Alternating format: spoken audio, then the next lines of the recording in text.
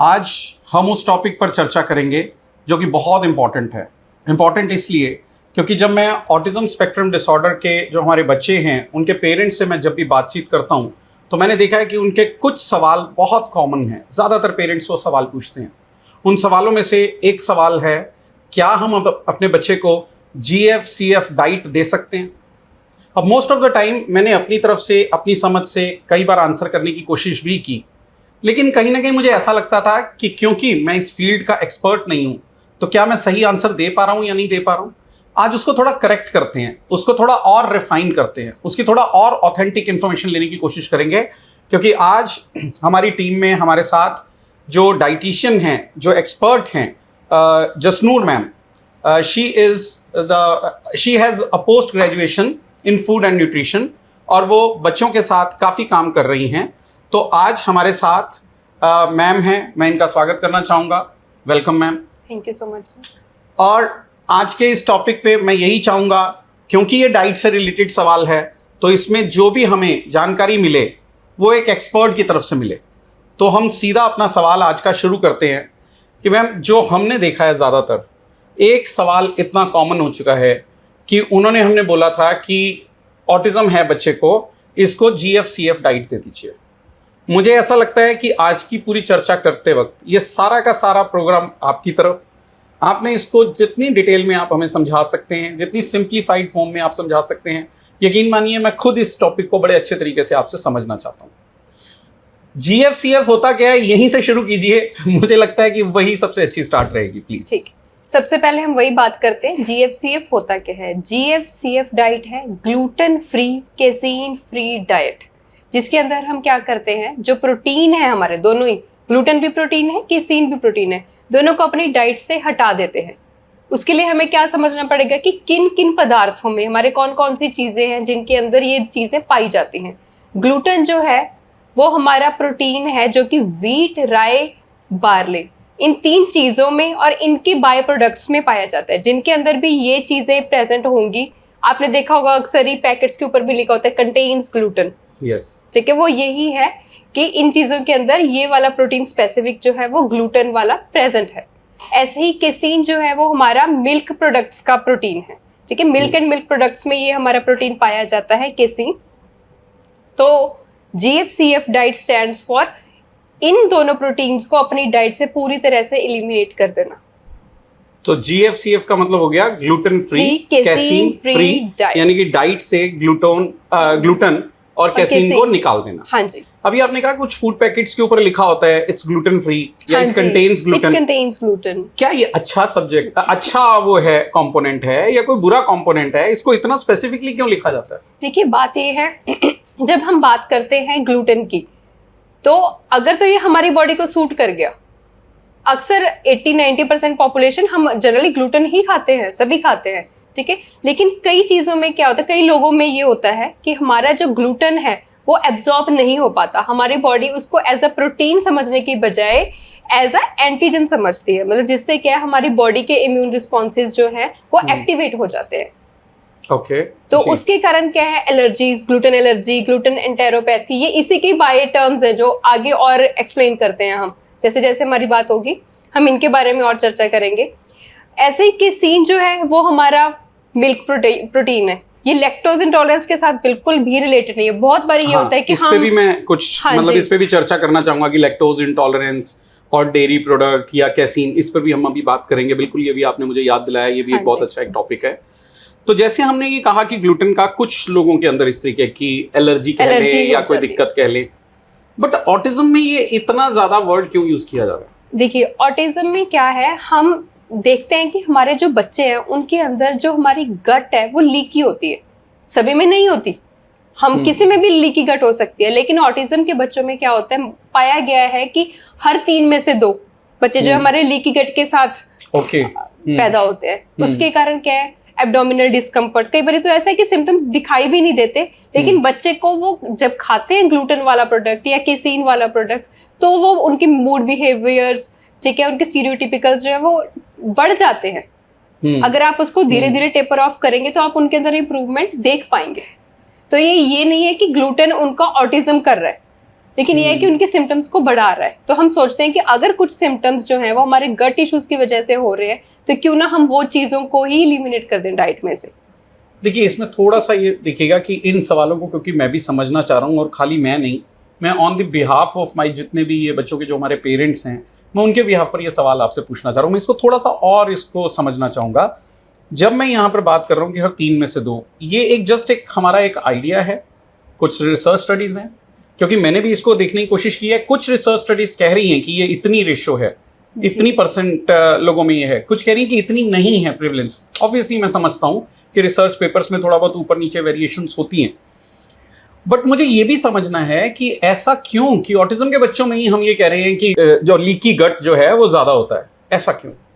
मतलब इसका लॉजिक क्या है? अभी तक साइंस ये समझ नहीं पाई है कि क्यों कोई बच्चा ऑटिज्म के साथ पैदा होता है, क्यों वो लीकी गट के साथ पैदा होता है। वो ये बायोलॉजिकल फैक्टर्स हो सकते हैं, कुछ एनवायरमेंटल फैक्टर्स हो सकते हैं, तो रीजंस अननोन है। बात ये है कि अब हमें ये समझने की ज़रूरत है कि लीकी गट है क्या, ठीक है, क्या होता है अगर ग्लूटेन हमारे अंदर चला जाए जी। अगर हमारा लीकी गट है और उसके अंदर हमारा ग्लूटेन और केसीन जा रहा है तो क्या करेगा वो? अगर आप ये कहना चाह रहे हैं कि सपोज हम इस अभी परसेंटाइल पे नहीं जाते कि कितने बच्चों को जो है वो लीकी गट होगा या कितनों को नहीं होगा, हम एक बार सिस्टमैटिकली समझते हैं कि लीकी गट होता क्या है। पहले ये समझते हैं। बिल्कुल ठीक है। यस जी। देखिए, हमें पता है हमारी जो इंटेस्टाइन है वो छोटे छोटे सेल्स के साथ बनी हुई है, ठीक है।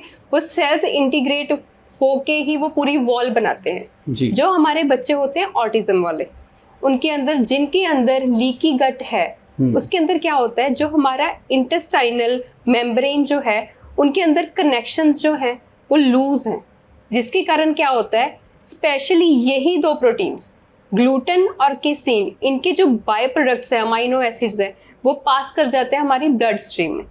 जब ये ब्लड स्ट्रीम में जाएंगे, हमारे ब्रेन तक पहुंच जाएंगे, तो इनका ब्रेन का जो कनेक्शन वाला ट्रांसमीटर्स वाला हमारा पार्ट है वो इन अमाइनो एसिड्स को कुछ और ही ट्रांसमीटर समझ लेगा। उसको समझ ही नहीं आएगा कि ये क्या है, ये फॉरेन पार्टिकल है, जिसके कारण वही इरिटेबिलिटी, मूड चेंजेस, ठीक है, स्टीरियोटिपिकल बिहेवियर बढ़ जाना एकदम से, तो वो ये चीजें जो हैं स्टार्ट हो जाती हैं।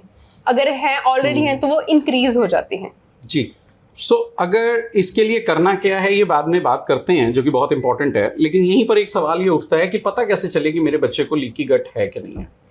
जो हमारा लीकी गट है उसको पता करने के लिए हम कुछ टेस्ट भी रन कर सकते हैं, जैसे कि जिनोलिन टेस्ट होता है, लेकिन उसकी स्पेसिफिसिटी जो है वो बहुत ज़्यादा एक्यूरेसी मानी नहीं जाती, 50% तक ही हम मानते हैं। तो हम बजाय इसके कि हम ब्लड टेस्ट करवाएं बच्चे के, उसको परेशान करें, हम न्यूट्रिशनल असेसमेंट पे जाते हैं। उसमें क्या होता है, हम बच्चे की हिस्ट्री लेते हैं, केस हिस्ट्री लेते हैं, उसके जन्म से अब तक की, कितनी बारी उसको एब्डोमिनल केसेस हुए हैं, कोई डिस्कम्फर्ट हुआ है, लूज स्टूल्स हुए हैं, कॉन्स्टिपेशन फ्रीक्वेंटली रहती है नहीं, तो वो पैटर्न हमें नजर आ जाते हैं बच्चे के, ठीक है। उसकी डेली के खाने के पैटर्न्स, क्या वो खाना खा रहा है, कौन से खाने से उसको अच्छा फ़ायदा हो रहा है, कोई नहीं फ़ायदा हो रहा है, वो सारा कुछ हम हिस्ट्री ले लेंगे, डाइट असेसमेंट करेंगे, न्यूट्रिशनल असेसमेंट करेंगे, उससे हमें पता चल जाएगा कि बच्चे का जो सिम्टम्स जो आ रहे हैं, जो हैं वो पॉसिबिलिटी हो सकती है कि लीकी गट की वजह से हैं या नहीं है। तो फिर जैसे अब ये पता चल गया कि ठीक है, या चांसेस हैं कि हमें पता चल गया कि ये है, ये श्योरली ग्लूटेन का ही रोल इसमें रहेगा।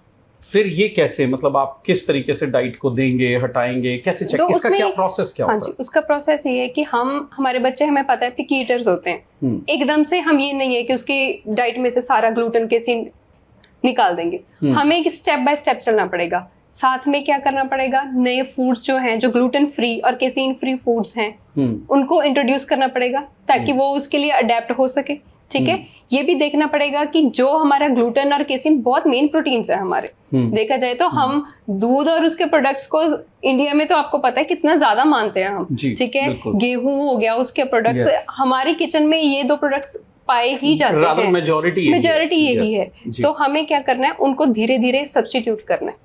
कैसे गेहूं को बेसन से करना है, किसी ओट्स से करना है, क्या क्या चीजें हैं जिनसे हम इनको रिप्लेस कर सकते हैं, ताकि बच्चों का प्रोटीन जो है वो कम ना हो। उसके अंदर जो कैल्शियम प्रोडक्ट्स जा रहे हैं उनका ऑल्टरनेटिव देने पड़ेंगे, ठीक है। आलमंड मिल्क देना पड़ेगा, कुछ तो देना पड़ेगा ना ऑल्टरनेटिव। अगर हम उसको दूध नहीं दे रहे हैं, ये नहीं है कि वो निकाल दिया और दूसरा आपने कुछ भी नहीं दिया, तो और न्यूट्रिशनल डेफिशिएंसी हो जाएगी। बिल्कुल। ये एक पॉइंट मेरे को बहुत अच्छे तरीके से ये समझ आ रहा है कि हम लोग जब भी GFCF डाइट की बात करते हैं तो जैसे हम लोग बहुत, जैसे आप सहमत होंगे कि इसे शायद एलिमिनेशन डाइट बोलते हैं, कि हमने बच्चे की डाइट में से ये चीज़ें एलिमिनेट कर दी, यानी कि हटा दी। लेकिन एलिमिनेशन तो हो गई, पहले से ही हमारा बच्चा जो था वो पिकी ईटर था या बहुत कम चीज़ें खा रहा था, बहुत ही फिक्स सी चीज़ें खा रहा था, और उसमें से भी हमने बहुत सारी चीज़ें एलिमिनेट कर दी। तो क्या उस एलिमिनेटेड चीज़ों के कॉम्पनसेटरी मैकेनिज्म को पूरा करने के लिए क्या हमने पूरी कुछ नई चीज़ें उतनी ही इक्विवेलेंट सब्स्टिट्यूशन के तौर पर यूज़ की या नहीं की? सो ये बहुत ज़रूरी है, जिसमें कि मुझे लगता है कि आपका रोल बहुत ज़्यादा आ जाता है कि हमने जो चीज़ हटा दी वो तो बड़ी ईजी थी, जहाँ पर भी हमने देखा ग्लूटेन है हमने हटा दिया, लेकिन अब उसको पूरा करने के लिए उसके ऑल्टरनेटिव्स क्या हैं, ये किसी पेरेंट को कैसे पता चलेगा? देखिए यही है, देखो अगर हम बात करते हैं किसी आम बच्चे की या आपकी, अगर हम फॉर एग्जांपल बात करें, आपको डाइट देना मेरे लिए बहुत इजी है, क्योंकि मैंने आपको पर्ची पे लिख के दे देना, आपने ये खाना ये खाना ये खाना है जी, मुझे और कोई टेंशन नहीं है कि आपकी एक्सेप्टेंस उसके बारे में क्या है, आपका बिहेवियर उसके बारे में क्या होगा, ठीक है। लेकिन जब हमारी बात आती है हमारे ASD के बच्चों के बारे में, तो हम इसके लिए हम भी पिकी हो जाते हैं। जी। हमें सोचना पड़ेगा कि बच्चे को कैसे इंट्रोड्यूस करनी है। पहला 1 महीना तो हमारा उसको एडजस्ट कराने में ही लग जाता है कि नए नए फूड्स जो है वो ट्राई करे, लिस्ट बनाते हैं हम क्या क्या फूड्स अभी एक्सेप्ट करना शुरू कर गया है, कौन सी इसकी डाइट में से अब एलिमिनेट कर सकते हैं, ठीक है। कैसे उसको हमें पूरा पोषण भी देना है और सही पोषण भी देना है, ठीक है। फिर अगला महीना आता है, उसमें हम हीलिंग, गट हीलिंग के बारे में बात करते हैं, क्योंकि अब हम सारी उम्र तो उसको GFCF डाइट पे नहीं रख सकते ना। जी, ये भी मेरा एक सवाल था। हाँ जी, कि एक बार अगर हमने कर दी GFCF तो अब यही चलेगी हमेशा? बिल्कुल, उसके लिए वही है, पहले एलिमिनेशन डाइट शुरू करते हैं, उसके बाद गट हीलिंग की एक स्पेशल डाइट होती है, उसको स्टार्ट किया जाता है, जिसके अंदर हम प्रोबायोटिक्स, स्पेशल स्ट्रेन्स होते हैं प्रोबायोटिक्स के, वो डिफरेंट प्रीबायोटिक प्रोबायोटिक कॉम्बिनेशंस करके देते हैं बच्चे को, ताकि उसका जो गट है वो दोबारा से हील होना शुरू हो जाए, नए कनेक्शंस जो है वो फॉर्म होने शुरू हो जाए, वो मेम्ब्रेन जो है वो इंटैक्ट हो जाए, ताकि जब हम दोबारा इंट्रोड्यूस करें ग्लूटेन तो हमें वो पहले वाले सिम्टम्स जो है वो नजर ना आए। तो ये जो आप प्रोबायोटिक्स या जो वर्ड यूज कर रहे हैं, ये क्या है? ये मेडिसिन है या ये भी नेचुरल कोई? जो प्रोबायोटिक्स हैं वो हमारे गुड बैक्टीरियाज हैं बेसिकली, यानी वो भी नेचुरल फूड्स। हाँ जी, नेचुरल फूड से भी होते हैं, और इनके कुछ स्ट्रेन्स हैं जो आजकल, देखिए ये है कि अगर हमारा बच्चा केसीन फ्री डाइट पे रहेगा तो उसको नेचुरली हम कर्ड नहीं दे सकते, ठीक है। तो हमें कुछ ऐसे प्रोडक्ट्स प्रोबायोटिक्स जो है वो बाहर से लेने पड़ेंगे जिनके अंदर वो स्ट्रेन्स वायबल हों। ओके, वो जिंदा वायबल मतलब जिंदा जो स्ट्रेन्स हैं हम बच्चे को देंगे, वो बहुत इजीली बच्चे ले लेते हैं, एक्सेप्टेबिलिटी उनकी, क्योंकि वो पानी जैसे ही दिखते हैं आजकल, बहुत छोटे छोटे वायल्स में अवेलेबल हैं, तो वो उसका एक प्रॉपर कोर्स चलता है, अलग अलग स्ट्रेन्स को बदलते हैं, उस हिसाब से हमारी जो गट है जब हील होनी शुरू हो जाती है, फिर हम री इंट्रोडक्शन डाइट स्टार्ट करते हैं। तो ये री इंट्रोडक्शन भी एकदम ऐसे ये स्विच ऑन ऑफ ऐसी कुछ चीजें होती हैं? जितना ग्रेजुअली हमने एलिमिनेट किया है उतना ही स्लो प्रोसेस ये है री इंट्रोड्यूस का, क्योंकि हमें देखना भी है कि क्या हमारा गट हील हो भी चुका है या नहीं, कहीं हमने जल्दी तो नहीं कर दी। तो ये हमें सारा एक प्रोसीजर है, कम से कम 6-7 महीने लग जाते हैं हमारे रिजल्ट्स को देखने के लिए ही। सो हर फील्ड के अंदर अपनी एक गहराई है, सिर्फ GFCF डाइट कर दीजिए ये इतना सिंपल भी नहीं है। इसका मतलब GFCF डाइट के लिए सबसे पहले तो हमें ये समझना है कि क्या हमारे बच्चे को उस चीज़ की नीड है। आई नो, जैसे कि मैम बता रहे हैं कि इसके लिए भी कोई बहुत स्पेसिफिक टेस्ट हमारे पास नहीं है, लेकिन सिम्टम्स को ये देखने के लिए कि हमने एक बार GFCF डाइट ग्रेजुअली हटा दी, तो ये देखें कि क्या हमारे वो सिम्टम्स कम हुए हैं, जो हम नेगेटिव सिम्टम्स की बात कर रहे थे, क्या बच्चे का बिहेवियर पहले से कुछ बेहतर हुआ, और अगर ये हुआ है तो वो एलिमिनेट करने के साथ साथ कुछ ना कुछ जो गट हीलिंग के लिए जो प्रोसेस है वो भी स्टार्ट किया जाए, और फिर धीरे धीरे हम GFCF के जो प्रोडक्ट्स हमने एलिमिनेट किए थे ग्लूटेन के और कैसीन के, उनको री इंट्रोड्यूस किया जाए, और फिर ये देखा जाए कि किस तरीके के वेरिएंट से क्या कोई सिम्टम्स कम बैक कर रहे हैं, नेगेटिव सिम्टम्स, यानी कि उसके लिए भी मॉनिटर करना पड़ेगा। यानी कि अगर मैं एक साइकोलॉजिकल, एक बिहेवियर एक्सपर्ट होने के नाते इसको समझने की कोशिश करूं और उसके बीच में डाइट का इनपुट लेने की कोशिश करूं, तो मुझे लगता है कि ये बहुत कोलैबोरेटिव अप्रोच है, जिसके अंदर बहुत ही structure, system and professional guidance चाहिए। It's not about just switch on switch off, there is a process to it. Gluten free में, जैसे आप भी इस फील्ड में काम कर रहे हैं, आपको क्या लग रहा है कि और कौन से ऐसे सवाल हैं या और कौन सी ऐसी चीज़ें हैं जो हमारे पेरेंट्स जानना चाहेंगे, समझना चाहेंगे, या आप अपनी तरफ से कुछ बेसिक टिप्स अगर हमें देना चाहें? देखिए, मेरे पास जो सवाल आता है वो पूछते हैं कि मेरे बच्चे को ग्लूटेन एलर्जी तो है नहीं, तो क्या हम इसको GFCF डाइट शुरू करें? अब हमें ये भी समझना ज़रूरी है कि ग्लूटेन एलर्जी और GFCF डाइट दोनों एक बहुत डिफरेंट टॉपिक्स हैं। ग्लूटेन एलर्जी किसी को भी हो सकती है, मतलब ये जरूरी नहीं है कि ASD के बच्चे को नहीं हो सकती, उसको सिर्फ लीकी गट ही हो सकता है। वही अगर जैसे आप एग्जांपल देते हो कि अगर किसी को सर्दी है तो उसको बुखार भी तो हो सकता है ना। अगर बच्चे को बुखार है फिर तो हमें उसकी दवाई देनी ही पड़ेगी। अगर आपके बच्चे को ग्लूटेन एलर्जी है तो सिर्फ GFCF डाइट से कुछ नहीं होगा, आपको हमेशा के लिए उसको बंद करना ही पड़ेगा ग्लूटेन को, क्योंकि वो उसकी बॉडी अडेप्ट ही नहीं कर सकती, कभी भी नहीं कर सकती। तो उसमें ये रीइंट्रोड्यूस करने वाला सिस्टम नहीं चलेगा। मतलब कुछ लोगों को आपने वीट एलर्जी सुना, शायद ये वही चीज है, ये वही चीज है, अलग से एक पॉइंट, वो एक बिल्कुल अलग टॉपिक है, अलग कंडीशन है, वो बिल्कुल कंडीशन है अलग। यस। सो अब एक चीज ये समझना है कि जिसको भी हम ग्लूटेन फ्री करेंगे उन सबको कैसीन फ्री भी करना है, क्योंकि फिर GFCF इकट्ठा क्यों बोला जाता है? बिल्कुल, क्योंकि यही दो प्रोटीन्स है। ये है कि हम ये कर सकते हैं कि पहले ग्लूटेन एलिमिनेट कर दे या पहले केसीन एलिमिनेट कर दे, ताकि बच्चे के ऊपर प्रेशर ना, ये ना हो ना कि हम उसको एलिमिनेशन डाइट हमने शुरू कर दी जी, हमने इसको बच्चे को स्टार्ट कर दिया लेकिन बच्चे पे फर्क नहीं रहा है, उसके बिहेवियर इश्यूज और बढ़ गए। क्योंकि खाना हमारी थेरेपी का बहुत बड़ा हिस्सा है। अगर हम कभी उदास भी होते हैं, हम भी कहते हैं कि हमें खाना अच्छा मिल जाए तो हमारा मूड ठीक हो जाएगा। ये तो बहुत कॉमन एक कहावत भी है कि जैसा अन्न वैसा तन वैसा मन।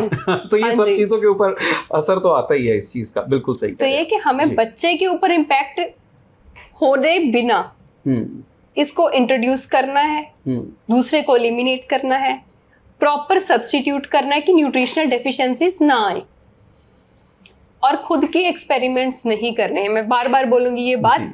अगर हम आम डाइट की बात करें तो हम कुछ भी खा लेते हैं, लेकिन अगर हमारा टॉपिक इतना सेंसिटिव है तो हमें उसके लिए उतना ही सेंसिटिव होकर काम करना पड़ेगा। प्रोफेशनल एडवाइस होनी चाहिए। आप कहीं पर भी हैं, आप कहीं पर भी बड़े शहर में हैं, नहीं हैं तो बड़े शहर कहीं ना कहीं आपके आसपास लगते होंगे, प्रोफेशनल्स एडवाइस लीजिए, क्वालिफाइड प्रोफेशनल्स अवेलेबल हैं, उनको ढूंढिए, उनसे बातचीत कीजिए। यही मैं कहना चाहूँगा पेरेंट्स से। इसमें जब हम ये कहते हैं कि ग्लूटेन तो समझ आ गया कि वीट या इस तरीके के प्रोडक्ट से, अभी भी हमारे कई पेरेंट्स कंफ्यूज होते हैं, कैसीन क्या है? कैसीन जो है वो हमारा मिल्क प्रोटीन है। अब इसके बारे में मैं आपको डिटेल में बता देती हूँ। लैक्टोज इंटॉलरेंस और ये भी दोनों डिफरेंट चीजें हैं। यस, क्योंकि मैं खुद इस चीज के लिए कंफ्यूज था, मैं ऑनेस्टली कन्फेस कर रहा हूँ इस चीज पे। मुझे भी ऐसा लगता था कि लैक्टोज इंटॉलरेंस एंड कैसीन का जो भी एलर्जी है वो वन एंड सेम थिंग है। मतलब मुझे अगर लैक्टोज इंटॉलरेंस है या कैसीन फ्री है, मतलब डेयरी प्रोडक्ट्स बंद कर दो।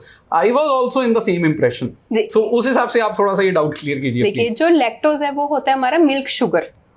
इसके अंदर क्या होता है, जब भी आप लैक्टोज लेते हैं तो आपकी बॉडी उसको ब्रेक डाउन नहीं कर पाती है, जिसके कारण क्या है, एक लैक्टेज एंजाइम होता है हमारी बॉडी के अंदर जो लैक्टोज को ब्रेक करता है। तो कई बार ऐसा होता है कि ये due to the stress of disease ये एंजाइम जो है एलिमिनेट हो जाता है हमारी बॉडी में से, या क्या होता है कि बाय बर्थ ही हमारे अंदर ये एंजाइम नहीं होता है या कम मात्रा में होता है। तो जिसके कारण जो है, जब भी कोई बंदा है, ऐसा इंसान दूध पीता है तो उसको पेट दर्द होना शुरू हो जाता है या कुछ उसकी बॉडी के एडवर्स रिएक्शंस जो है वो सामने आ जाते हैं। तो हम कहते हैं कि इसको लैक्टोज इंटॉलरेंस है। तो इसकी डाइट में से दूध हटाना है, दूध के प्रोडक्ट्स नहीं। दही वो खा सकता है क्योंकि उसमें लैक्टोज जो है वो लैक्टिक एसिड बन गया। लैक्टिक एसिड बन गया, यस, वो कन्वर्जन है, ऑलरेडी हो चुकी है। बैक्टीरिया से प्रॉब्लम है वो लैक्टोज से है, लैक्टोज से, और वो सिर्फ और सिर्फ मिल्क हुआ। हाँ जी। और GFCF जो हमारी डाइट है उसमें केसीन मिल्क प्रोटीन की बात करिए। अब मिल्क प्रोटीन जो है उसके प्रोडक्ट्स में भी होगा, वो दही में भी है, वो पनीर में भी है, वो हमारे प्लेन दूध में भी है, हमारी लस्सी में भी है। अब इसके साथ एक और क्वेश्चन आता है कि क्या हम अपने बच्चे को फिर घी भी ना दें? घी भी तो मिल्क का ही एक प्रोडक्ट है। घी आप दे सकते हैं क्योंकि उसके अंदर जो केसीन है वो ऑलरेडी बर्न आउट हो चुका है, इतने ट्रेसेस में होता है कि वो हमारी बॉडी को हार्म कर ही नहीं पाता। तो घी जो है आप वो यूज कर सकते हैं, लेकिन आपको बाकी मिल्क एंड मिल्क प्रोडक्ट्स जो हैं वो थोड़ी देर के लिए एलिमिनेट करने ही पड़ेंगे। राइट। तो इसमें अगर मैं समझ पाऊं तो हमारे पास आज के 2-3 की पॉइंट्स हुए जिसे हम की टेक होम मैसेज बोलते हैं। सबसे पहला तो यही हो गया कि GFCF में GF और CF दोनों अलग चीज़ें हैं, और दूसरा लैक्टोज इंटॉलरेंस एंड कैसीन में डिफरेंस है। तीसरा एलिमिनेशन डाइट होनी चाहिए लेकिन उसका सब्स्टिट्यूशन होना चाहिए। सब्स्टिट्यूशन होने के बाद इसकी री इंट्रोडक्शन होनी चाहिए, एक प्रॉपर प्रोफेशनल गाइडेंस होनी चाहिए। ऐसे बहुत सारे बेसिक टॉपिक्स आज हमने इसमें डिस्कस किए हैं, बट मैं जानता हूँ कि इसी टॉपिक में से बहुत सारे सवाल हमारे निकलेंगे जो पेरेंट्स अपनी तरफ से पूछना चाहेंगे। सो मैं आज के इस प्रोग्राम में आप सब लोगों से यही रिक्वेस्ट करूँगा कि अब आपके मन में अगर कोई भी सवाल आ रहे हैं जो इससे रिलेटेड हैं, या आपके अपने कुछ डाउट्स हैं, या कुछ ऐसा लगता है कि ऐसी चीज़ें चल रही थी, सही हो रही है कि नहीं हो रही हैं, आप अपने सवाल हमें लिखकर इसमें मैसेज में डाल सकते हैं। हम अपना अगला एक प्रोग्राम उन्हीं सवालों को लेकर करेंगे, ताकि उन्हीं सवालों के हम जवाब आपसे पूछेंगे, ताकि वो मुझे लगेगा कि एक सही रास्ता कायम हो पाएगा हम लोगों से, एक दूसरे से हम डायरेक्टली बात कर पाएंगे। और ये एक एज ए डिस्क्लेमर हमेशा समझिए, कोई भी चाहे वो कितना ही क्वालिफाइड, कितना ही बड़ा कोई एक्सपीरियंस प्रोफेशनल क्यों ना हो, कोई भी 100% नहीं होता। एक पेरेंट होने के नाते मैं हमेशा यही बोलूँगा कि हमें हमेशा एक ओपिनियन प्रोफेशनल लेना है। अगर हमें कहीं भी डाउट लग रहा है तो सेकंड ओपिनियन लेना है, थर्ड ओपिनियन लेना है, और अगर हमारे वो ओपिनियंस का एक सेम पैटर्न नज़र आ रहा है तो मुझे लगता है कि हमें उन प्रोफेशनल्स के ऊपर ट्रस्ट करके उसको फॉलो करना चाहिए। सो इसी मैसेज के साथ आज का ये प्रोग्राम को हम यहीं विराम देते हैं, और जैसे जैसे आपके सवाल आएंगे हमारे पास और इन चीज़ों के ऊपर बात करने का हमारे पास एक मौका रहेगा, और हम इसी तरीके से और टॉक्स करेंगे आने वाले टाइम पे। So thank you so much. ये मेरे लिए बहुत अच्छा हो गया, क्योंकि मुझे हमेशा ऐसा लगता था कि हर चीज़ का जवाब मैं कैसे दूँ। सो एक क्लिनिकल साइकोलॉजिस्ट हूँ, सेंटर रन करने की वजह से मेरे पास पूरी टीम है जिसमें ऑक्यूपेशनल थेरेपिस्ट हैं, स्पीच थेरेपिस्ट हैं, स्पेशल एजुकेटर, बिहेवियर थेरेपिस्ट। लेकिन जब हम डाइट के लिए बात करते थे तो मुझे हमेशा ये लगता था कि मैं भी एक बेसिक पेरेंट की तरह एक कॉमन सेंस बेस्ड पे ज़्यादा करता था। तो मैं भी चाहता था कि एक एक्सपर्ट हमारे साथ बैठें और मेरे अपने ही डाउट्स जो मेरे पेरेंट्स की तरफ से मेरे पास आते हैं उनका हम कोई ना कोई सोल्यूशन ढूंढ सकें। Thank you so much. इसी चीज़ को हम चाहेंगे कि आगे कंटिन्यू करें। आपका कोई एंड मैसेज, आप कुछ और मैसेज हमारे पेरेंट्स को देना चाहें तो प्लीज़। तो मैं यही मैसेज देना चाहूँगी कि आप अपने बच्चे की डाइट के ऊपर ध्यान दें। खाना सिर्फ हाथों से नहीं खिलाते, हम मन से भी खिलाते हैं। जितना हम मन से खाना खिलाएंगे उतना ही बच्चों को फ़ायदा ज़्यादा होगा। ध्यान रखें, और खाना नहीं, सही खाना ही ज़रूरी है, ज़्यादा ज़रूरी है। बिल्कुल। Thank you so much. Thank you.